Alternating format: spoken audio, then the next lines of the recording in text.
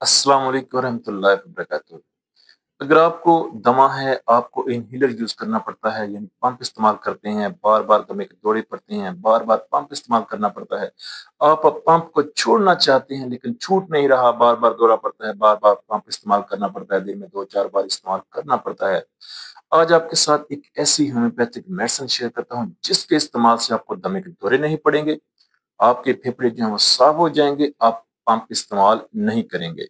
मैं हूं homeopathic doctor Mohammad Aqeel Saifi, German homeopathic store and clinic Gujranwala Pakistan.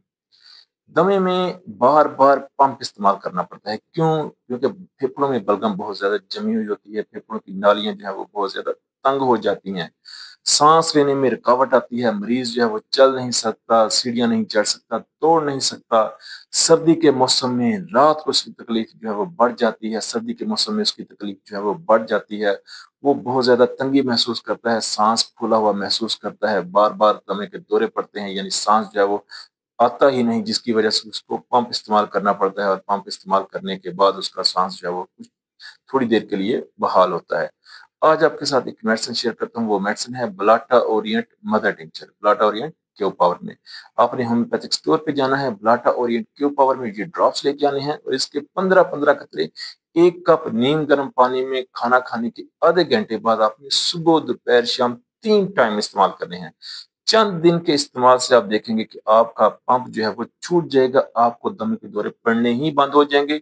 जब दमे का दौरा नहीं पड़ेगा, आपका पंप छूट जाएगा, और इंशाल्लाह आपका ये दमे का मसला इंशाल्लाह हल हो जाएगा। क्यों?